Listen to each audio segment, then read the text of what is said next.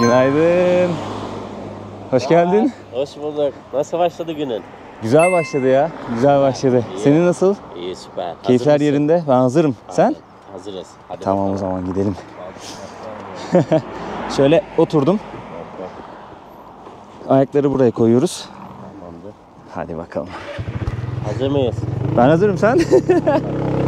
Ve her şeyi aldık. Telefon, cüzdan, para, kamera.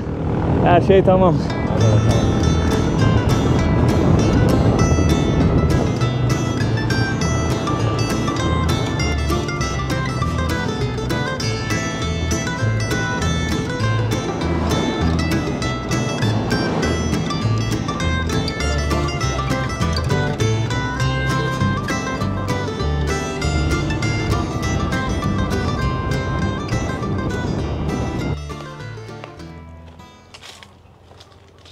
Şahane bir yere geldik dostlar. Şahane bir yerdeyiz. Manzarası güzel, havası güzel. Bulunduğumuz ortam güzel. Ben en son biliyorsunuz Ho Chi Minh'deydim. Oradan ayrıldım. Gece otobüsüyle Dalat isminde bir şehre geldim. Abi Dalat değil mi telaffuzu buranın? Evet. Doğru söylüyorum. Evet, Dalat. Dalat isminde bir şehre geldim. Burası doğal güzellikleriyle, işte şelaleleriyle, yeşil olmasıyla ve yüksek rakımda olmasıyla meşhur.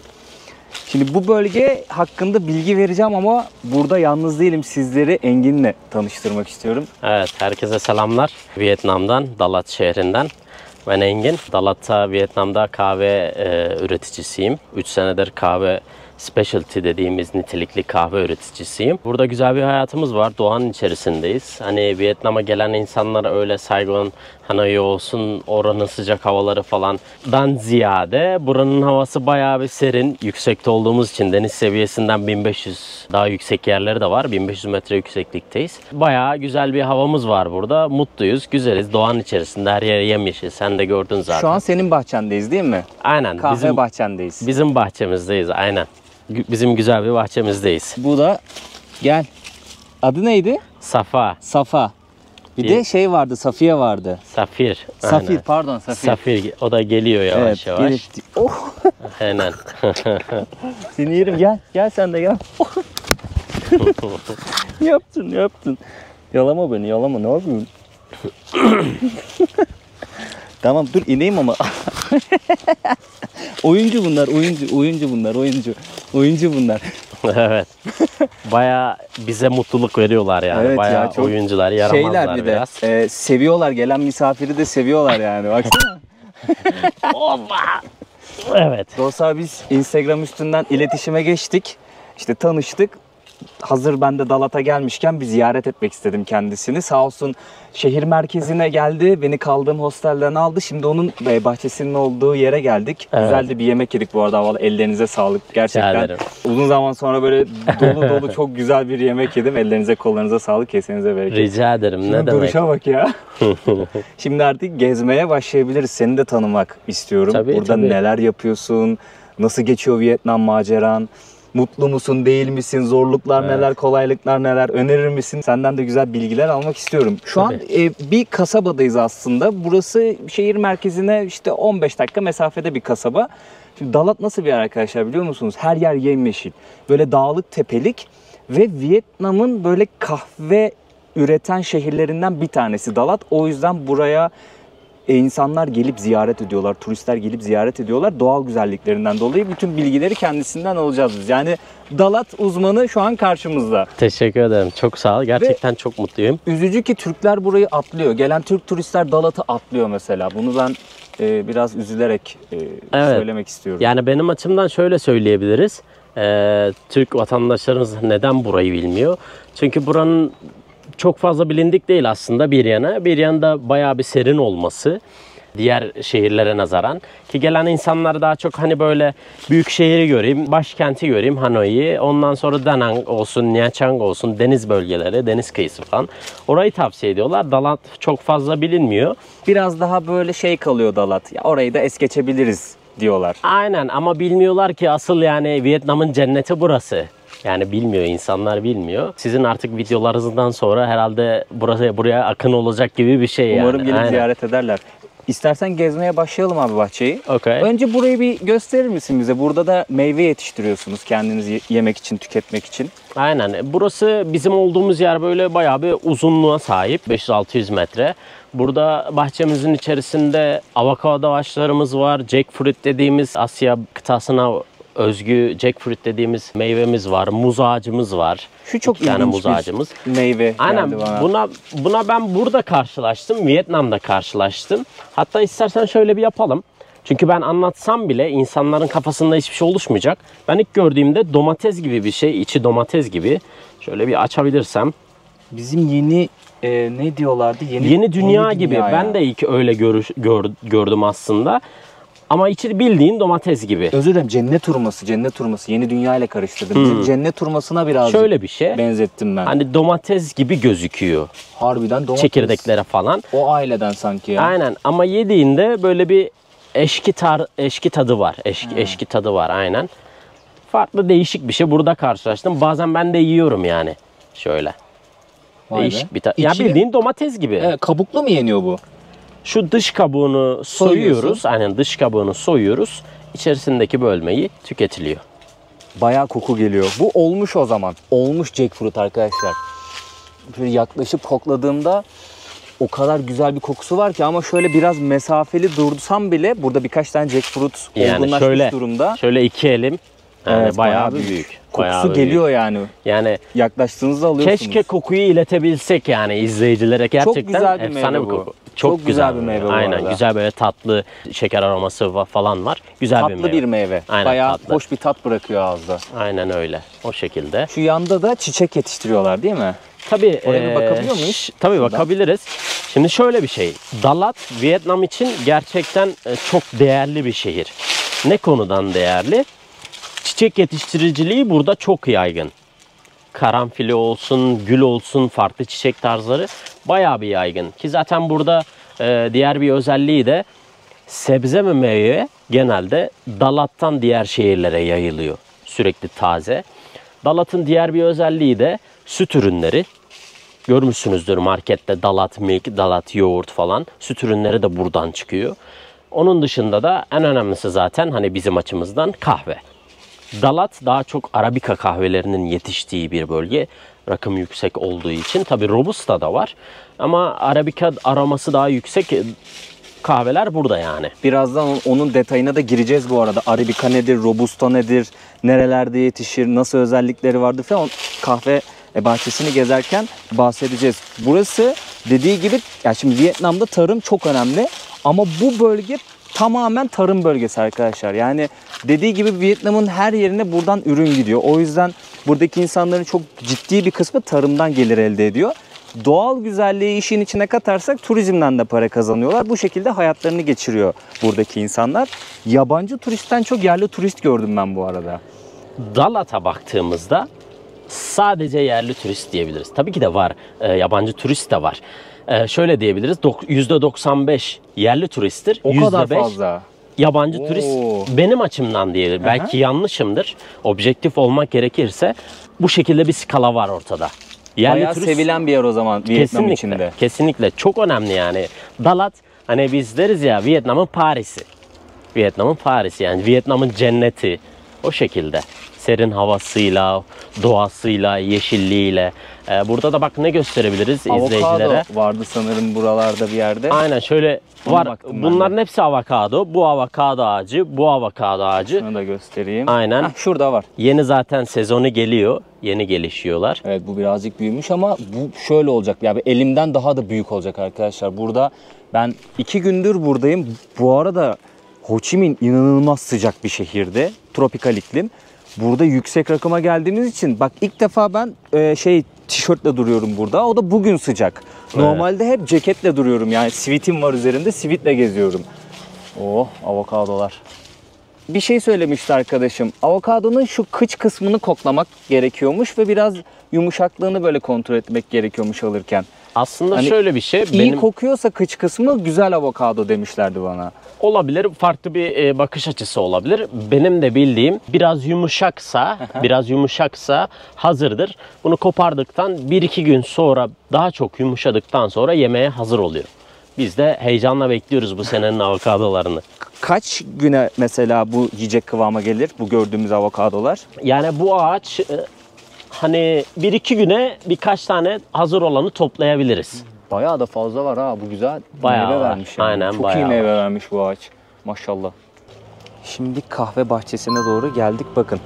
Kahve meyvesi böyle arkadaşlar. Şu an yeşil vaziyette ama bu kırmızıya dönecek. Böyle turuncu kırmızı karışımı gibi bir renk oluyor değil mi hocam? Aynen. Farklı farklı kahve meyve çeşitleri var. Kırmızı var, sarı var pardon, turuncu olan var. O şekilde. Bunlar kahve ağaçları. Bunlar kahve ağaçları. Eğer iki hafta önce gelmiş olsaydın bu tarla böyle tamamen bembeyaz yasmin çiçekleriydi. Her yer bembeyazdı. Döküldü onlar şu an. Aynen, şu Kurudular. anda kurudu. Artık yeni sezona hazırlanıyorlar. Görüyorsun, kahveler yavaş yavaş geliyor. Şimdi kahve meyvesi böyle Eylül sonu Ekim başı başlıyor, Şubat'a kadar yetişiyor değil mi? Evet, Vietnam'da kahve sezonu Eylül'ün sonu, Ekim'in başı artık yavaş yavaş başlar. Yavaş yavaş başlar. İlk önce Arabica kahve meyveleri toplanır. Şimdi Arabica nedir, Robusta nedir? Dünyada 2 çeşit kahve varyasyonu vardır. Bir Arabica dediğimiz kahve varyasyonu, 2 de Robusta. Nedir bunların farkları? Robusta kafeini yüksek olan ve aroması düşük olan kahve çeşidi. Arabica ise tam tersi, kafein oranı düşük, aroma oranı yüksek. Mesela biz Türkiye'de daha çok Arabica tüketiyoruz. Evet. Vietnam'da tam tersi. Hem Robusta daha çok üretiliyor hem Robusta daha çok tüketiliyor. Ki zaten Vietnam Robusta kahve konusunda dünyada 1. sırada. Ve genel kahve yetiştiriciliği konusunda da dünyada Brezilya'dan sonra 2. sırada. Sen Arabica çekirdek yetiştiriyorsun. Yani Dalat bölgesi Arabica çekirdek yetiştirmesiyle genelde biliniyor. Evet, biz Viet Pho Coffee olarak tamamen specialty, nitelikli kahve dediğimiz kahveyi üretiyoruz. Tamamen özel kahve yani. Arabica yoğunluklu. Tabii Robusta da çalışıyoruz. Robusta da fine Robusta dediğimiz, o da Robusta'nın özel tarafı. O şekilde çalışıyoruz. Nitelikli kahve çalışıyoruz yani biz. Nitelikli kahve dediğin aslında kaliteli kahve çekirdeği üretip Kesinlikle. kaliteli lezzet sunmaya çalışıyorsunuz. Şu an elimizde mesela bir kahve var. Bunu Evet. bir anlatmanı rica edeceğim ve Vietnam'daki kahve kültüründen de biraz bahseder misin? Okay. Şimdi bizi kahve sektöründe olan insanlar izleyebilir. Şöyle de diyebilir. Kahve üretiyor, sütlü kahve içiyor, espresso falan. Şimdi bunu biz Burak'a dışarıda içtiği kahvelerle mükayese etmesi için makinemizden hazırladık. Şimdi bir geçelim konuya. Vietnam'da bardağı bu şekilde görürsünüz. Bu alttaki nedir? Yoğunlaştırılmış süt. Şekerle birlikte yoğunlaştırılmış süt kullanılır burada. Taze bildiğimiz normal marketlerden aldığımız sütler genelde kullanılmaz. Bu şekilde yoğunlaştırılmış süt. Bu sütlü kahvesi, yani Vietnam'ın sütlü kahvesi. Bunu böyle karıştırdığında normal bildiğin sütlü kahve oluyor. Yani buna şeker koymana da gerek yok zaten. Direkt yani yoğunlaştırılmış süt olduğu için içinde şekeri de var. Direkt bu şekilde sana sütlü kahve oluyor. Şöyle karıştırıyorum kahvemi. Vietnam'a geldiğimden beri birçok yerde kahve içtim. Yani kahveyi seviyorum, biliyorsunuz ben Güney Amerika'da kahve içmeye başladım. Öğrenmeye başladım işte tarihini vesairesini. Kolombiya'da hatta kahve tarlasını da ziyaret etmiştik beraber. Onunla ilgili de video var kanalımda. Daha çok böyle ilgim artmaya başladı kahveyle ilgili. O yüzden kahve, özellikle kahve üreten, kahve çekirdeği üreten ve dünyaya işte yollayan ülkeler olduğu zaman ekstra böyle bir dikkat ediyorum ve her yerde gidip kahve deniyorum. Acaba tatlar nasıl diye. Bakalım sizlerin kahvesi nasılmış efendim. Çok güzel kokuyor ama bu arada. Şahane kokusu geliyor. Tamamen net ol lütfen. Hani yapmacık olmasın, Yo, yo. insanların kafasında Doğru. fazla bir şey oluşmasın. Yo, net olacağım. Öncelikle bir fikir oluştu ama ikinci yudumu da almak istiyorum. Okay. Nasıl bir tat geliyor biliyor musun ağzıma? İlk böyle yudum aldım ya, bütün ağzıma dağıldı. O aromasının hepsi ağzıma dağıldı. Normalde ben burada hep Robusta içtim şeylerde. Vietnam'da gezdiğim işte kahve dükkanlarında hep Robusta kahve denedim. O biraz böyle şey yapıyor. Belli bir şeyden sonra çarpıntı, el titremesi, o kafeini hissediyorsunuz ama bu şey olarak hafif. Kafein olarak hafif, aroma olarak bence bayağı yüksek. Çok yüksek aroması var. Çok yoğun bir tadı var bu arada. Kesinlikle söylemem lazım. Acısı belki kahve sevmeyenler için şeker atmazsan içemeyebilirler. Ben içerim. Ben alıştım ama şekerli çok güzel bir tat olmuş. Ben sevdim ya. Aroma çok hoşuma gidiyor benim. Aromalı kahve seviyorum. O yüzden Guatemala kahvesi mesela favori kahvelerimden bir tanesidir. O çok yoğun bir aroması var onun. Kül tadı geliyor onda. Bilmiyorum denedim mi hiç ama. Süper. Bu sizin çekirdeğiniz bu. Tabii ki de bu bizim tamamen yani kendi tarlamızdan aldığımız, kendi fermentasyon işlem süreçlerini kendimiz kontrol ettiğimiz. Bu tabii ki de blend kahve. Blend kahve dediğimiz nedir? Karışım, yani Robusta ve Arabica karışımı. Şimdi bizim burada Vietnam'da gelen insanlar dışarıda normal bir kafede, yerel bir kafede içtikleri kahve Robusta ağırlıklı kahve. Yani kafeini yüksek, aroması Kafeini düşük. çok yüksek. O yüzden zaten insanlar etkileniyor ve o yüzden bir tabu oluşuyor. Vietnam kahvesi güzel değil. Her ülkenin farklı bir kültürü vardır. Bizim de farklı bir kültürümüz var. Bizim de Türk kahvesi mesela. Biz kahveyi koyuyoruz, öğütülmüş kahveyi. Kaynatıp içiyoruz. Buranın da farklı bir kültürü var. Onlar bu şekilde seviyor. Vietnam insanı çalışkan insan ve güne erkenden başlayan insanlar. İşine de erkenden başlıyor. Bu yüzden sabah 5'te 6'da erkenden burada açık kafeler bulabilirsiniz ve kafelerde full olur yani. O yüzden insanlar güne kahveyle başlayıp enerji almak için bu şekilde bir kültür oluşmuş yani. Onun için yoğun, yani kafeini yüksek. Tabii bizim bu yaptığımız blend Robusta seviyesi daha düşük, Arabica seviyesi daha yüksek olduğu için o dengeyi yakalayabiliyoruz ve içtiğinde sana zevk veriyor. Ben sevdim ya, dürüst olayım. Gerçekten sevdim ben. Süper, çok sevindim beğenmene. Şöyle kahve ağaçlarının arasından geçelim. Kahvenin hikayesi de şöyle. Vietnam'a, biliyorsunuz burası zamanında bir Fransız sömürgesiydi. Fransızlar sayesinde kahve buraya geliyor.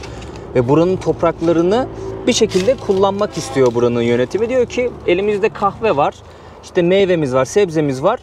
Ekin abi. Hepsini ekin. Bakıyorlar kahve güzel yetişiyor. Kahveye yoğunluk veriyorlar ve şu an dünya üzerinde genel işte kahve ithalatı yapan ikinci ülke. Robusto da birinci. Evet. Biz Türkiye'de Arabica içtiğimiz için çok Vietnam kahvesi belki denk gelemeyebiliriz ama bence bulursanız mutlaka deneyin. Aa bak şurada ne gördük? Aha. Aa bulduk. Bakın şanslısınız. Ben de şanslıyım. Bu şekilde oluyor işte meyvenin rengi arkadaşlar. İstersen bana versen kamerayı. Sen bir Şöyle göster kahve meyvesi nedir? Şöyle göstereyim. Aynen. Yardım Kahve alayım meyvesi senden. nedir? Ağacın İçeriğini de birazcık açabilirsin. yapacağım. Abi şimdi bu kahvenin meyvesi, tamam mı? Sen düzeltebilirsin beni. Ben hatırladığım kadarıyla anlatacağım. Şimdi bu işlemlerden geçiyor. Yani bu meyve, aslında bu içtiğimiz şey, olay ağaç büyüyor, meyveden başlıyor. Ya bu meyveyi toparlıyorlar hasat döneminde. Daha sonrasında işlemleri ben sana soracağım çünkü hata yapmak istemiyorum. İşte dış kabuğu çıkıyor, ondan sonra içeride böyle bir zarı var, o ayıklanıyor filan derken kurutmaya bırakılıyor, işte zarlar ayıklanıyor filan derken en son yemyeşil bir çekirdek. Bizim aslında bu içtiğimiz yeşil çekirdek çıkıyor. Onu ne yapıyorlar? Kavuruyorlar. Kavurduktan sonra öğütüyoruz, öğüttükten sonra bu şekilde kahveler yapılıyor. Biz tabii içtiğimiz şeyin şöyle bir meyve olduğunu birçoğumuz bilmiyoruz. Yani ben kahve tarlasını gezmeden önce gerçekten bilmiyordum. Bu ayıp değil, öğrenmek gerekiyor ama yani derya deniz, kahve kültürü cidden derya deniz bu arada. Onu hatta hazır böyle şeyi bulmuşken o aşamalarını sormak istiyorum sana. Hadi. Bize açıklar mısın bir kısaca? Şöyle küçük bir kahve hasadı yapalım o zaman. Olur, yapalım. Bir tane kahve meyvemiz var, onunla bir hasat yapalım. Çok pardon. Hadi bakalım. Enerjimizi aldık. Nasıl yapıyoruz? Nitelikli kahve üreten bizler. Kahve meyveleri genelde burada yeşil var mı? Çok güzel. Bakın. Yeşil de var. Bu ilk etapı. Meyve oluştuktan sonraki ilk etapı. Bu olgunlaşmamış kahve meyvesi. Burası da senden ricam gösterirsen. Bu da olgunlaşmış kahve meyvesi. Yani demek oluyor ki toplamaya hazır. Bizler nitelikli kahve üreten kişiler, biz genelde olgunlaşmış meyveyi toplama mantığı ve mentalitesi içerisindeyiz. O şekilde ilerliyoruz. Biz bunu topluyoruz. Genelde bazen tek tek elle topluyoruz. Çünkü şimdi görüyorsunuz burada. Burası böyle tamamen kahve meyvesi dolu oluyor buradaki olduğu gibi. Şimdi bazen bir tanesi burada olgunlaşmış oluyor, kırmızı, veya birkaç tanesi tek tek toplamak zorunda oluyorsun. Çünkü nedir? Biz özel kahve hazırlıyoruz. Bunun için bu efor lazım yani özel kahve için.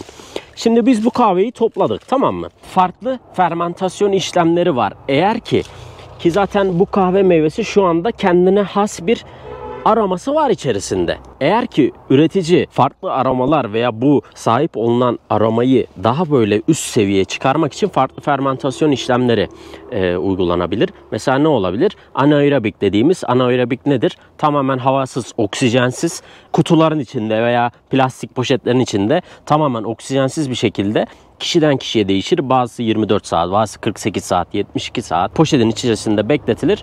Aroma daha çok böyle üst seviyeye çıkması için. Anaerobik. Onun dışında maya ekleyen var, farklı meyveler ekleyen falan var. Birçok fermentasyon işlemleri var. Fermentasyon işlemleri olduktan sonra bunun işleme süreçleri daha sonra bu natürel şekli. Natürel, bildiğimiz doğal yani. Doğal yol. Fermentasyon işlemi gördükten sonra doğal işlem. Tamam mı? Bunu açtık böyle. Şöyle açıyoruz kahve meyvesini. Sümüksü bir yapı karşılıyor bizi. Normalde genelde 2 tane kahve çekirdeği var içerisinde. Ama bu tam böyle sağlıklı olmadığı için bir tanesi tam gelişmiş, bir tanesi gelişmemiş. Bu içinden çıktığında bu kahvenin dışında müsilaj tabakası var. Bu tabaka şekerli yani tatlı bir tabaka. Biz bu şekilde bu kahve meyvesini işlem süreci gerçekleştirdiğimizde bu bal yöntemidir. İnsanlar düşünüyor o kahveye bal koyuyorlar falan, öyle bir şey yok. Bu tamamen bu müsilaj tatlı olduğu için, şekerli olduğu için bu kuruduğunda ballı yani bal şeyi veriyor, hissiyatı veriyor. Onun için de bu da bal yöntemi. Bu müsilajı tamamen yıkadığımızda, tamamen bu müsilajı su ile yıkadığımızda biz buna yıkanmış proses diyoruz. Bu gördüğünüz kahve meyvesidir. Dışında da bir dış parşöment denilen bunu kavrayan bir tabaka vardır. Bunu da en son bütün işlemlerden, fermentasyondan sonra bunları yataklara koyuyoruz. Yataklara koyduktan sonra bu tamamen kuruyor.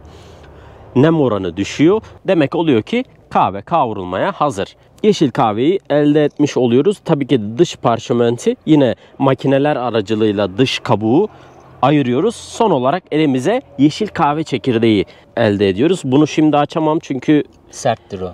hem sert hem de kaygan bir tabakası var. Evet. Ama birazdan istersen yine gösteririz. Evet, yeşil o çekirdeği gösterelim. Bu arada o parşömen dediği de zarı arkadaşlar. O zarı da ayıklıyorlar. Ayıkladıktan sonra içinde o yeşil çekirdek kalıyor. Ondan sonra kavruluyor. Ondan sonra içmeye kalıyor iş.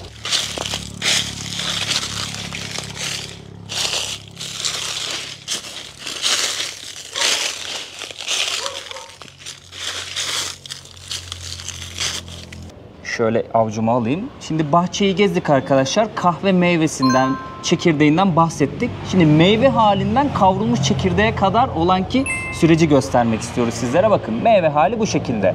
Şöyle göstereyim. Bu tabii daha yeşil. Şöyle kırmızı olduktan sonra bu meyve toplanıyor. Daha sonrasında hangi süreçler oluyor hocam? Bize gösterirsen çok sevinirim. Okey. Meyveyi gösterdi zaten Burak. Ondan sonra kurutma işlemleri gerçekleşiyor. Şöyle avucuma alayım. Evet. Bu da kahvenin kurumuş hali. Burak'tan rica edeyim. Dış parşömenti açıp yeşil kahveyi elde etme sürecini gösterebilirsin. Bakın şu parşömen dediğimiz zarı, bunu böyle ayırıyoruz. Ne oluyor? Şöyle yeşil çekirdek geldi. Gördünüz değil mi? Şimdi bu yeşil çekirdek elime geldi. Hemen Bundan ben sonra sana yardımcı olayım. aynen şöyle Sözünü kesmeden. şöyle alayım. Okey. Yeşil çekirdek toplanıyor, ayıklanıyor. Şu şekilde ayrılıyor arkadaşlar. Şimdi buradan sonra önemli bir süreç başlıyor. Çünkü kaliteli kahve çekirdeği ile biraz daha düşük kaliteli kahve çekirdeği bu seviyede ayrılıyor. Mesela bu kaliteli, nitelikli dedikleri kahve çekirdeği, yani tadı, yoğunluğu, aroması yüksek seviye olan kahve çekirdeği. Ama bazı meyveler bazı koşullarda mesela kaliteli şey vermeyebiliyor, çıkabiliyor. Çok normal, yani tarımda bütün ürünlerde böyle. Arada böyle biraz daha düşük kalitede çekirdek çıkabiliyor. Mesela bunlar aradan çıkan biraz daha düşük kalitede çekirdekler. Doğru mu? Kesinlikle doğru. Doğru, evet. Bu mesela ayrılıyor ve bu işlem nasıl yapılıyormuş biliyor musunuz arkadaşlar? Ben makine yapıyor zannediyordum. Tek tek bak, şu çekirdekleri tek tek kontrol edip ayırıyorlarmış. Bunun sebebi de şu kaliteli, yüksek yüksek kaliteli çekirdeği elde edebilmek için. Çünkü bu yüksek kaliteli çekirdekten kahve yaptığınız zaman böyle yeşil çekirdek ya, bunu böyle içmiyorsunuz. Ne yapıyorsunuz? Kavuruyorsunuz. Kavrulduktan sonra artık ne kalıyor geriye? Bu çekirdeği öğütüp taze taze içmek kalıyor geriye. Şu çok önemli. Çekirdek haliyle muhafaza edip içeceğiniz kadar öğütürseniz taze kahve içersiniz arkadaşlar. Dostlar, şimdi bahçemizi gezdik. Çekirdekleri tanıdık, kahve meyvesini tanıdık, hasadımızı topladık. Ne yaptık? Yeşil çekirdeği çıkardık ve özel olarak taptaze o yeşil çekirdeklerden, kaliteli çekirdeklerden kavurduk ve geldik. Yeni kavurduk. Yeni kavurduk bu Yeni arada. daha kavruldu. Taptaze. İki farklı çekirdeğimiz var burada. Şimdi hem kahve deneyeceğiz hem de bir sohbet edeceğiz. Abi ben Evet. bu süreçte, videonun artık bu kısmı son kısmı, ben seni tanımak istiyorum. Hikayeni öğrenmek istiyorum. Hem izleyiciler de bilsinler. Ve Vietnam'daki yaşamından biraz bize bahsedersen çok sevinirim. Bu arada biz kahveyi hazırlayalım. Aynen, hem hazırlayalım. Tadına baktığımızda hem de da ondan da muhabbetimize bahsederiz. devam edelim. Bugün şu anda burada demleme usulü kahve yapacağız. Daha farklı bir süreç olacak bizim için. Sen 3 senedir burada yaşıyorsun. Evet, 3 senedir Vietnam'dayım. Bu kararı nasıl verdin? Yani Vietnam'a geliş sürecin kararı nasıl verdin? 3 senedir burada yaşamın nasıl? Buraya gelmeden önce zaten İstanbul'da, en son İstanbul'da yaşıyordum. Film sektörü içerisindeyim. TRT belgesel falan, Bean Connect falan, oralara diziler, TRT belgesel, Zafer belgeselleri falan Türkiye alakalı. O süreç içerisinde bayağı bir yoğun bir tempo, yoğun bir karmaşa, her şeyin böyle keşmekeş olduğu bir durumdu. Artık bir şeylerin yani kararını verme aşamasına gelmiştim. Yani farklı bir şeyler istiyordum. Yaptığım şey beni mutlu etmiyordu. Onun için bir karar süreci yaşadım. Ondan sonra artık Vietnam'a çıkıp geldik. Senin bir röportajın var. Ben onu okudum bir kahve sitesinde. Hatırlamıyorum şimdi ismini. Evet. Röportajını okudum. Sen zaten Türkiye'deyken kahve işiyle ilgileniyormuşsun. O yüzden kahveye karşı da bir şey var, yani bilgin var, deneyimin var, ilgin de var. O yüzden Vietnam'a gelme sürecin sanırım biraz daha kolay oldu. Çünkü burada ne yapacağını biliyordun geldikten sonra. Evet, aslında o benim büyük bir artımdı. Ne yapacağımı biliyordum. Senin de söylediğin gibi ne yapacağımı biliyordum. Gelmeden önce zaten küçük bir aile işletmesi olarak Türk kahvesi satıyorduk. Detay olarak kahvenin içerisinde çok fazla bilgim olmasa bile yani kahvenin içerisindeydim. O kahvenin mükemmel kokusunu alabiliyordum. Bunun da etkisi bana gerçekten çok oldu. Karar verme aşamasında yani bana yardımcı oldu. Hiç de zorluk çekmedim aslında. Ama tabii ki de Vietnam'a gelip farklı bir ülkede yeni bir düzen kurmak öyle kolay değil. Nasıl burada yaşam? Burada yaşam, ayak uydurabilirsen çok güzel. Ayak uydurabilirsen çok güzel. O alışma süreci olsun, düzen kurma süreci olsun gerçekten kolay değil. Sabırlı olan insanlar bu süreci, bu aşamayı atlatabilirler. Şimdi bizim insanımızın en çok merak ettiği nokta, buradaki ekonomik düzen nasıl? Yani burada para kazanabiliyor musun? Geçimini sağlayabiliyor musun? Sen burada kahve işiyle uğraşıyorsun. Geçinebiliyor musun bu işle? Yani ben senin kazancını sormuyorum ama Evet. aşağı yukarı bu işle uğraşan birisi ya da tarımla uğraşan birisi ya da ticaretle uğraşan birisi nasıl paralar kazanıyor? İşte ev kiraları nasıl? Burada giderler nasıl oluyor? Elektrikti, suydu, internetti, faturalardı, market alışverişiydi, pazar alışverişiydi. Alım Yaşam gücü nasıl? koşulları Alım falan. gücü nasıl Alım gücü. burada? Dalat yönünden bakarsak burada genelde insanlar tarım ile ilgileniyor. Bu çiçek olsun, çiçek yetiştiriciliği olsun, sebze meyve yetiştiriciliği olsun, kahve yetiştiriciliği olsun. Süt ürünleri farklı bir konsept de var. Hayvan yetiştiriciliği, yumurtasıydı, tavuğuydu falan. Yani burada büyük bir emek var Dalat konusunda. İnsanlar geçiminin büyük bir kaynağını tarımdan sağlıyor diyebiliriz. Bu geçim kaynağı da insanlara yetiyor. Çünkü Vietnam insanı, kırsal alanlarda olan insanlar normal bir hayat yaşıyorlar yani. Karınlarını doyursunlar, zaten mutlular, normalde mutlular. 3 öğün yemeklerini yesinler, karınlarını doyursunlar, akşam da otururlar, karaoke yaparlar, günü bitirirler, sonra yeniden tekrar yeni bir güne başlarlar. Bu şekilde yani. Çok seviyorlar karaoke'yi bu Çok arada. seviyorlar, aynen. Yani Vietnam insanı mutlu. Yaşamayı seviyor. Yaşamayı da seviyor. biliyor aslında. Aynen. Çalışıyor, çok ağır çalışıyorlar. Çok çalışkanlar. Çok ağır çalışıyorlar. Onun için günün sonunda da o ağır çalışmanın şeyini karaoke ile atıyorlar diyebiliriz. Bazı eğlence şeyleri bulmuşlar kendilerine. Eşi, dostu, ailesiyle vakit geçiriyor ve günü öyle bitiriyor. Benim gördüğüm bu. Genelde dünya üzerinde demleme usulü yapıldığında izleyicilere biraz bilgi vermek isterim tabii ki de. 15 gram kavrulmuş kahve çekirdeği veya 20 gram kavrulmuş kahve çekirdeği olarak belirleniyor. Biz şimdi 20 gramlık ayarlayalım. Bugün Tamam. 20 gramlık yapalım.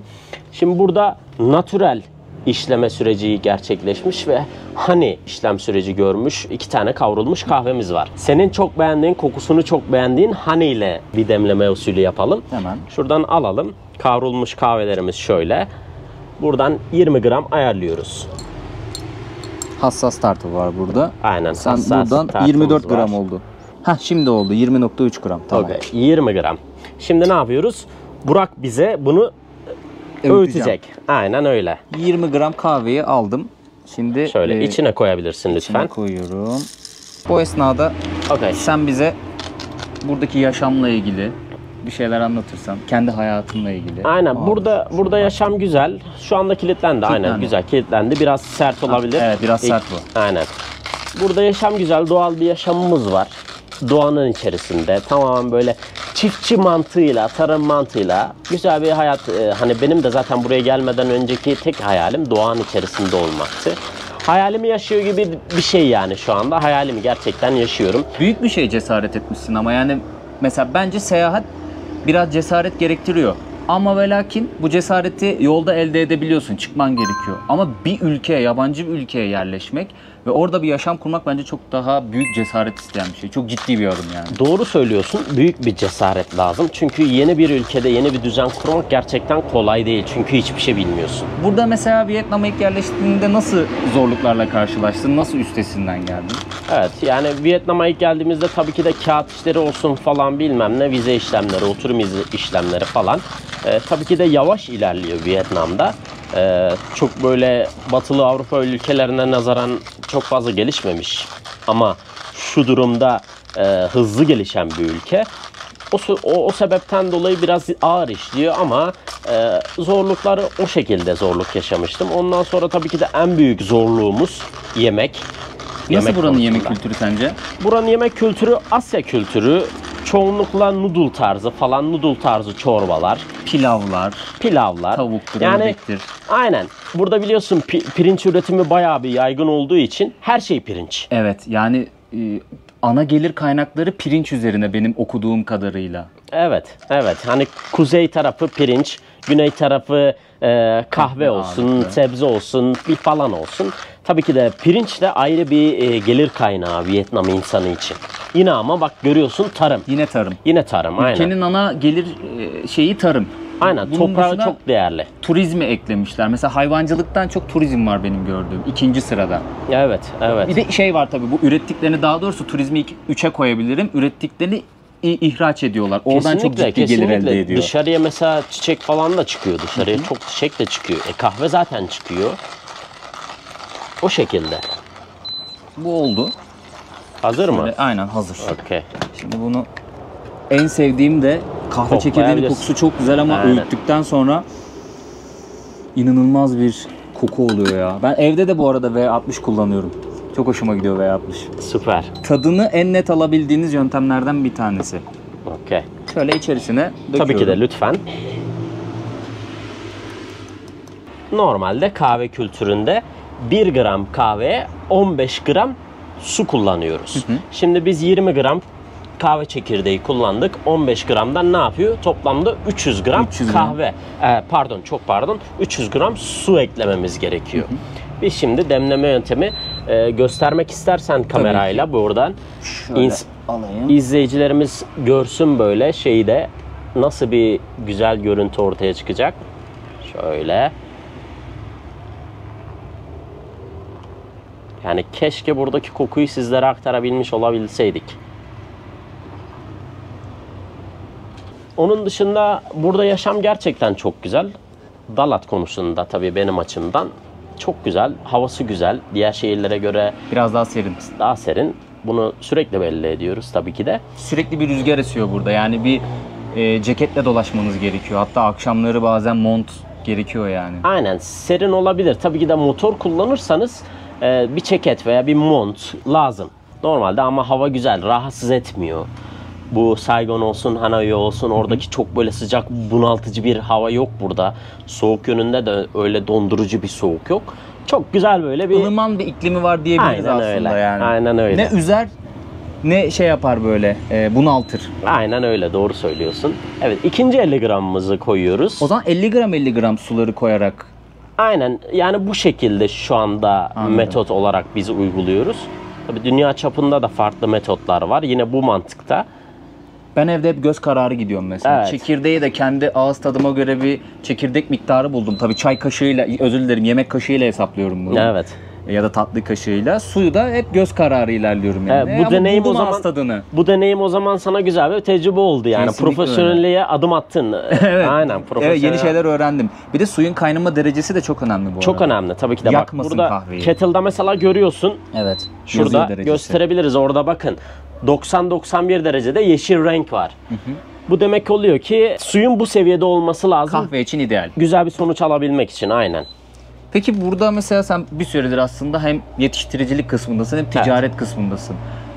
Farz misal ben buraya geldim, iş yapmak istiyorum. Önerir misin? Yani artıları eksileri nelerdir burada iş yapmanın Vietnam'da? Ya- Sen 3 senedir deneyimliyorsun bunu. Evet. Yani kahve konusu çok komplike bir konu. Çünkü çok detaylı, bayağı bir detaylı. Kahvenin detayının detayı var. Ama farklı iş kollarında bence saha araştırması ve pazar araştırması iyi yapılmalı. İyi yapılmalı. İyi karar verilmeli. Bu emek sahibi bu tarlaları kiralıyor mu yoksa kendi şahsi malı mı tarla? Genelde tarlalar kendi şahsi malları. Aynen, genelde kendi şahsi malları. Ki zaten burada devlet de destek oluyor. Vietnam içerisinde her türlü desteği sağlıyor diye biliyorum yani benim açımdan. Ya bir insanın kahveden zengin olma gibi bir ihtimali yok o zaman Vietnam'da. Üretici açısından. Yani böyle uber zengin olmaz ama Vietnam'da yaşam kalitesi güzel olur Artar. yani. Aynen. Toprağı olur. Geliri olur. Ki Daha zaten da toprağını genişletebilir bu arada. aynen, az önce de belirttik. Vietnam insanı normal, sıradan bir hayat. Çok böyle gözleri açık şey değil yani. Hadi benim Uber tarzı Zengin şeylerim olayım olsun falan. falan. Yani her şeylik ufacık şeylerle mutlu olmayı bilen insanlar. O yüzden onlara sıkıntı olacağını sanmıyorum. Bunu şeyden sordum çünkü izleyiciler genelde bizim coğrafyamızda şu mantıkla bakıyor. Ben bir iş yapıyorsam zengin olmalıyım mantığıyla bakıyor ya. Evet. Yani o yüzden bence, soruyorum bunu. evet, o mantığı yıkmak lazım. Neden yıkmak lazım? Mutluysan zenginsin zaten. Ben öyle bakıyorum. Zenginlik tanımı nedir? Aynen öyle. Çok paran var, zenginsin, mutlu değilsin. Hani bu bilindik bir şey ya dünya üzerinde. Ama işte mutlu olup hayata ilerlemek demek zenginliği getirmek demek. Zaten zenginsin, küçük şeylerle zaten mutlu oluyorsun. Zenginliği de getiriyorsun yani, kendine çekiyorsun. Jackfruit bu arkadaşlar. Kokladık ya meyveyi videonun başında. O meyve işte kabuğunu soyuyorlar filan, içinden meyvesini çıkarıyorlar. Daha sonrasında bu şekilde yiyorlar. Ben çok seviyorum bunu ya. Evet, ben de Jelibon tadı geliyor biliyor musun? Ben bundan? de çok seviyorum. Aynen, jackfruit'u ben de seviyorum. Burada da zaten ejder meyvesi var. Ejder Ejder meyvesi. meyvesi biliyorsun 2 renkli. Hatta Bir bordo, 3 mü vardı? bir de Ya beyaz. 3 de var. Bordo ve beyaz dediğin gibi aynen. Bu bayağı tatlı. Bu da biraz daha soft. Yumuşak bir tadı var. Yani kivinin tatsız hali gibi bir şey. Kesinlikle öyle. Kivinin tatsız hali. Bu Ama arada çok yararlı bu. aynen, çok güzel, aynen. Bu arada kahvemizi demledik. Hazır. Biraz dinlensin istiyoruz. Biraz dinlensin. içmeye de Dinlendikten başlayalım. sonra içmek daha mantıklı o zaman. Ben öyle tercih ediyorum aslında. Çünkü sıcak daha hiçbir şey belli değil. Biraz böyle dinlenmesi açısından ben daha çok öyle tercih ediyorum. Vietnam konusunda mesela farklı ne paylaşmak isteyebiliriz? Buraya Türkiye'den çok fazla gelip iş kuran var ya, biliyor musun? Sürekli bir restoran açılışı görüyorum Instagram'da. Paylaşıyor insanlar çünkü. Bayağı ilgisi var Türklerin buraya. Evet, mesela bu... Son zamanlarda. Aynen. Mesela bu kağıt işleri falan ağır işliyor falan dedik ya. Ama işte şöyle bir şey de var. Vietnam hızlı gelişmekte olan bir ülke ve ilgiyi üzerine çeken bir ülke şu anda. İnsanların tercihi var, gerçekten de Vietnam'a geliyor. Çünkü neden? Ülke gelişiyor, huzur var. Hiçbir olumsuz bir durum yok ortada. Ülke güzel, insanı güzel. Tabii yemekler konusunda, adapte olma konusunda sorun yaşayabilir insanlar. Ama her şey güzel. O yüzden gelip restoran açıyorlar işte. Yemeği de öyle hallediyorlar. Aynen. Burada bir yaşam kuruyorlar. Sonra geri artık şey kalıyor. Hani burada evleneyim, yuva kurayım, artık tamamen düzenimi burada oturtturayım'a kalıyor iş. Aynen öyle, aynen öyle. Hani bu ucuz mu, Vietnam ucuz mu falan mantığı Ucuz mu var Vietnam? ya. Vietnam sırt çantasıyla, çadırıyla falan, hostel mantığıyla gezen insana ucuz. Yaşam için. Yaşam için düzenini kurabilirsen ucuz. Mesela Düzen kurana kadar masraf. bir evin kirası ortalama ne kadardır? Tabii şehre göre değişiyor da Dalat'ta mesela ortalama bir evin kirası ne kadardır? Dalat'ta güzel bir apartman dairesi, stüdyo veya bir oda 200-250 dolara bulabilirsin. Güzel, temiz. Mobilyalı veya mobilyasız bulabilirsin. O değişir. Az bir şey farklı olabilir. Yani 200-250-300 dolara bulursun. Peki burada faturalar falan Çok ucuz. ucuz mu? Ucuz. Çok ucuz. Peki yeme içme, mesela mutfak masrafını düşünürsek? Okey. Şimdi şöyle bir şey. Sebzeler ucuz. Sebze ucuz, et ucuz, tavuk ucuz. Ucuz. Etin Ama- kilosu ne kadar burada? Etin kilosu Kırmızı et. Aynen kırmızı et 220, 230, 170, 180 etin kalitesine göre değişir. Yani 10 şöyle, dolar diyelim. aşağı Pardon yukarı- çok pardon 8 dolar. 7-8 dolar. Aynen 7-8 dolar. dolar da işte 200-250 TL arasında bugünün kuruyla diyebiliriz. Aynen bulabilirsin yani etini bulabilirsin 1 kilogram etini. Tavukta yine hani biraz daha aşağıda 150, 160, 170. O da 5 dolar civarı. Aynen Burada öyle deniz şekilde. ürünü çok tüketiyorlar Çok ama ucuz. çok ucuz deniz Çok ürünü ucuz. ya. Yani Ve şöyle bir otur. çok lezzetli. Aynen. Şimdi zaten güneyde bayağı aşağıda Vietnam'ın en aşağısında şöyle Vietnam'ı Mekong Deltası'nın aynen olduğu. Vietnam'ı şöyle göz önüne getirirsek en aşağıda zaten deniz ürünleri efsane. Şimdi burada Vietnam'da böyle bir tabak güzel bir tabak içerisinde karidesi, kalamarı, aftopotu, balığı falan bilmem ne her şeyini kurdur. Çok ucuza yersin. O zaman Vietnam ucuza geliyor nokta. Vietnam ucuz. Ucuz. Ama nasıl yaşamasını bilirsen. Aynen öyle. O seviyeye gelene kadar hep pahalı seçimler yapabilirsin. Kesinlikle. Ona dayanabilir misin? Heh, evet, evet. Ona dayanabilir misin? Gelip de hostelde kalabilir misin? Evet. 7-8 kişilik bir odada, 10 kişilik, 15 kişilik bir odada kalabilir misin? Vietnam yemeği yiyebilir misin? Ne kadar dayanabilirsin? Ne kadar kısabilirsin? Böyle bir şeyler yapabilirsen evet ucuz. Her ülke ucuz. Vietnam değil sadece. Her ülke ucuz. Yani kriterlere bakıldığında. Geneli diyelim. Her ülke demeyelim de yanlış olabilir. Doğru. Yani Dil olarak birazcık bizi zorlayacak bir ülke. Harbiden Evet. çok zor bir dili var. Ben seni tebrik ediyorum. Öğrenmişsin Vietnamcayı. evet öğreniyorum. Öğrenmek zorundayım. Çünkü burada yaşıyorum. Sonuçta benim hayatım burası. Öğreniyorum. Vietnam alfabesi farklı. Çok fazla tonlamalar var. Ama öğrendiğinde akıp gidiyor. Basitleşiyor. Ama işte tonlama olayını yakalarsan olayı Biz kapmış geçen gün oluyorsun. buluştuk da bir restorana gittik. Ben şey zannediyorum, hani İngilizce iletişim kuracak falan zannediyorum. Çat diye Vietnamca konuştu. Lan dedim ne oluyor? Mecbur ne yapacaksın? Mecbur öğrenmek zorundayım. 3 Aynen. senede ama iyi öğrenmişsin bence. Aynen teşekkür Harbiden ederim. çok zor sağ ol. bir dil çünkü. Zor. Çok zor bir dil ya. Çok farklı tonlamalar var. Onları iyi kavramak lazım. Aynen. Kahvemizi içebiliriz, doldurabilirsin. Dinlendi herhalde. Bence dinlendi. Bakalım Kolombiya'dan sonra Vietnam kahvesini beğenecek misin? Şimdi bu Arabica mı Robusta mı karışım mı? Bu %100 Arabica. %100 Arabica. Yellow. Yarım mı koyuyorsunuz? Nasıl istersen. Tamam. Yellow Cachuai dediğimiz Şöyle dudak boyunu biraz fazla bırakalım. sarı meyve, sarı kahve meyvesi. Kaliteli. Aynen. Nitelikli Bal çekirdek. yöntemiyle işlediğimiz bir kahve çeşidi. Kokusu çok güzel ama. Sendeyiz. Mikrofon sende Kolombiya'dan sonra.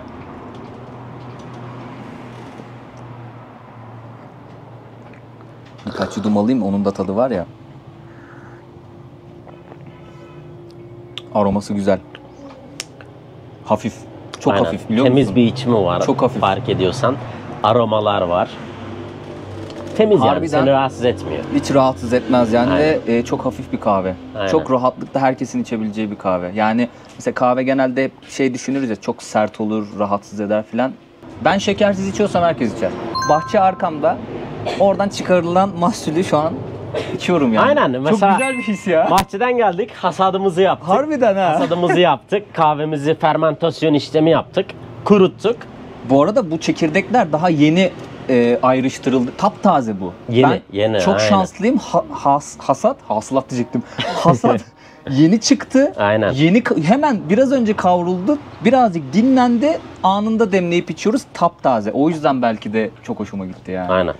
Taze yani Taze gerçekten. kahve içtiğiniz zaman o farkı anlıyorsunuz ya cidden. Yani çok taze. Daha yeni yani. Yeni ayıkladık. Yeni bitti. Her şey yeni hazırladık. Çok hoşuma Yeni gitti kavruldu.